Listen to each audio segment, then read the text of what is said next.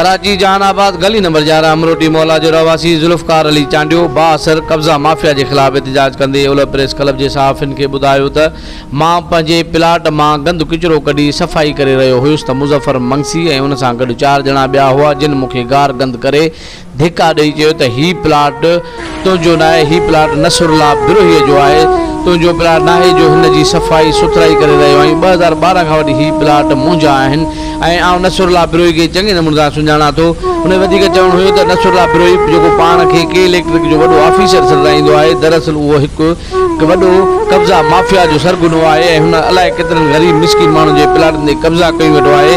नसरुल्ला बिरोही 2012 में बि मुंहिंजनि प्लाटनि ते कब्ज़े करण जी कोशिशि कई हुई जंहिंमें हू नाकाम वियो हो। अॼु वरी नसरुल्ला बिरोही मुज़फ़र मंगसी ऐं उन सां गॾु 4 ॼणनि खे ॿियनि खे मोकिले मुंहिंजे प्लाटनि ते कब्ज़ो करणु चाहे पियो।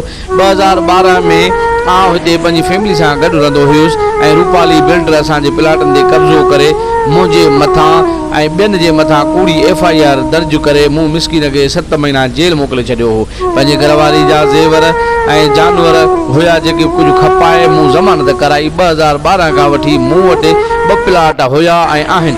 आउं ग़रीब मिस्किन माण्हू आहियां। उन टाइम हाजी अली मुराद कारो, पीर मसरूर अहमद अमरोटी, बशीर मीरानी, मोहम्मद अली मंगसी, राणो मंगसी ऐं कुझु ॿिया दोस्त गॾु हुया ऐं हाणे मुंहिंजो हिकु प्लाट अली मुराद कारो कंहिं ॿिए खे खपाए लिखी ॾिनो आहे। आउं सिंध हुकूमत खे गुज़ारिश थो कयां, चीफ जस्टिस ऑफ कोर्ट खे, सिंध हाई कोर्ट खे, SSP ईस्ट ऐं साइड सुपरवाइजर थाणे जे SHO खे गुज़ारिश थो करियां त हिन कब्ज़ा माफिया सरगुना जे नसरुल्ला बिरोहीअ मुंहिंजी जान छॾाई वञे।